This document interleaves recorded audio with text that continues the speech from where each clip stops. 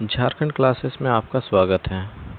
आज हम इस वीडियो में सहायक आचार्य भर्ती प्रक्रिया 2023 से रिलेटेड कुछ महत्वपूर्ण बिंदुओं पर बात करेंगे। आखिर 1 to 5 का जो रिज़ल्ट आया, उस रिज़ल्ट में पहले का रिज़ल्ट और बाद का जो संशोधित होकर जो रिज़ल्ट प्रकाशित किया गया, उन दोनों रिज़ल्टों के बीच में आखिर क्या डिफरेंस है, आखिर क्यों जो सीट है वो 61% खाली रह गया, और साथ ही साथ ये भी जानेंगे कि क्या सेकेंड मेरिट लिस्ट निकाला जाएगा या नहीं निकाला जाएगा, और अगर निकाला जाएगा तो किन शर्तों के ऊपर निकाला जाएगा। और दूसरा, हम लोग इस वीडियो के माध्यम से ये भी जानने का प्रयास करेंगे कि पहले जितने भी कैंडिडेट थे उनका रिज़ल्ट हुआ, और बाद में जब सेकेंड रिज़ल्ट जारी किया गया, यानी दोबारा जो रिज़ल्ट प्रकाशित किया गया, उसमें उन विद्यार्थियों का नाम नहीं था। तो आखिर क्या वजह रही कि उन विद्यार्थियों का नाम सेकेंड लिस्ट से हटा दिया गया। तो इन सारे बातों और सारे बिंदुओं के ऊपर एक एक करके हम लोग चर्चा करेंगे। तो देरी ना करते हुए वीडियो को शुरू करते हैं। जो भी इस वीडियो को देख रहे हैं वो सहायक आचार्य के कैंडिडेटों तक वीडियो को पहुंचा दें, और साथ ही साथ अगर कोई सहायक आचार्य कैंडिडेट अगर आप वीडियो को देख रहे हैं तो चैनल को सब्सक्राइब और लाइक करना ना भूलें। तो चलिए वीडियो को शुरू करते हैं। ये जो भी पॉइंट्स हैं, उन सारे पॉइंट्सों को एक न्यूज़पेपर, यानी आज का ही जो न्यूज़पेपर है दैनिक भास्कर का, उसके माध्यम से इसको प्रकाशित किया गया है। तो इसके हेडिंग को ही हम लोग देख पा रहे हैं कि सहायक आचार्य संशोधित रिजल्ट में 4333 का ही चयन हो पाया। बाकी 61% यानी कि 61% जो पद है वो खाली रह गया।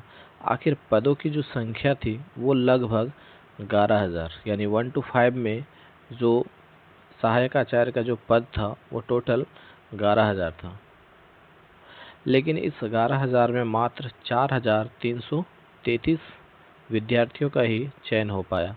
आखिर क्या वजह रही कि इतने कम विद्यार्थियों का चयन हुआ और 61% जो है वो सीट खाली रह गया। तो देखिए कि कुछ बातें जो है वो रिज़ल्ट को प्रभावित किया।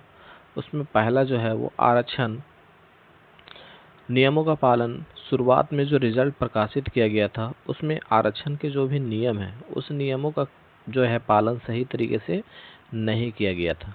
कई अभ्यर्थियों यानी कैंडिडेटों ने झारखंड शिक्षक पात्रता परीक्षा में आरक्षण का लाभ लिया था, यानी कि टेट का जो एग्ज़ाम था उस एग्ज़ाम में जो आरक्षण था वो आरक्षण का लाभ लिए थे, यानी आरक्षण कैटेगरी से पास हुए थे। और बाद में जब सहायक आचार्य का फॉर्म भरा गया और उसका जो रिज़ल्ट प्रकाशित हुआ, उसमें वो जनरल कैटेगरी में चयन हो गए, यानी वो पास जो हुए थे वो अपने कैटेगरी के अकॉर्डिंग पास हुए थे, लेकिन उनका जो सहायक आचार्य में जो चयन हुआ वो जनरल कैटेगरी में चयन हो गया, जिसके कारण इसको संशोधित करते हुए दोबारा रिज़ल्ट को प्रकाशित किया गया, और जो कैंडिडेट टेट जिस कैटेगरी से पास थे उन्हें उसी कैटेगरी पे रखा गया। दूसरा इसका पॉइंट बताया गया है कि पारा शिक्षकों की उम्र सीमा। कई पारा शिक्षकों ने उम्र सीमा में छूट का लाभ लेने के बाद भी आरक्षित कैटेगरी में जगह बना ली थी, यानी कि जो रिजर्वेशन जो कैटेगरी था उस कैटेगरी में, यानी कि इन लोगों को एज रिलैक्सेशन दिया गया था, यानी जितने भी पारा शिक्षक थे उन पारा शिक्षकों को एज रिलैक्सेशन दिया गया था। तो बहुत सारे ऐसे कैंडिडेट थे जो एज रिलैक्सेशन का फ़ायदा लिए। उनके बाद उनका जब रिज़ल्ट प्रकाशित हुआ तो वो जनरल कैटेगरी में चले गए।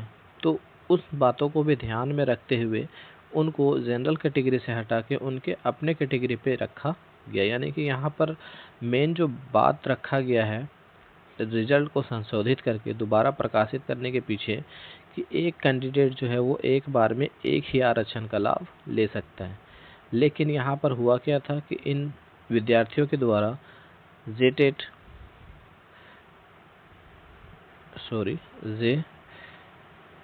पे आरक्षण मिला था, और साथ ही साथ जब सहायक आचार्य का जो बहाली हुआ उसमें भी इन लोगों को आरक्षण मिला।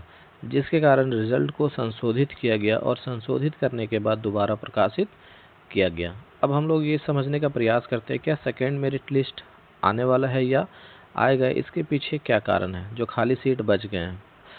तो यहाँ पे बताया गया है कि खाली पदों को भरना जो है वो एक बहुत ही बड़ा चुनौती है। अब क्यों चुनौती है? क्योंकि जेएसएससी के परिणाम में सहायक आचार्य के 2/3 पद खाली रह गए, यानी 2 में से 2/3 हिस्सा, यानी कि 3 में से 2 हिस्सा जो है वो खाली रहा और 1 हिस्सा भरा। इन पदों को भरना स्कूली शिक्षा एवं साक्षरता विभाग के लिए बड़ी चुनौती होगी। विशेषज्ञों के अनुसार खाली पदों को भरने के लिए विशेष अभियान चलाना होगा ताकि छात्रों की संख्या के अनुरूप शिक्षा मिल सके, यानी कि एक विशेष अभियान चलाना पड़ेगा जिसके माध्यम से हो सकता है इन फ्यूचर अगर सरकार चाहे तो सेकेंड मेरिट लिस्ट जारी हो सकता है, अन्यथा सेकेंड मेरिट लिस्ट का तो कोई ऑप्शन लग ही नहीं रहा है। अगर सरकार का अगर नीति और अगर मंशा अगर साफ होता तो इस बहाली को इतना देरी ना करते हुए जितने भी कैंडिडेट थे उन कैंडिडेटों को शामिल करते हुए इस बहाली को पूर्ण करके और सरकार जल्द से जल्द टेट को कंडक्ट करवा के जो पुनः 24,000 बहाली जो रुकी हुई है उस बहाली को सरकार लेके आती। लेकिन ऐसा सरकार का कोई मंशा नहीं है। सरकार को सिर्फ और सिर्फ अपना चुनावी एजेंडा तैयार करना है, चुनाव लड़ना है, उसके अलावा जनता का कोई भी भला करने का इनका मंशा नहीं है। इसी कारण से झारखंड में ये दुर्भाग्य रहा है।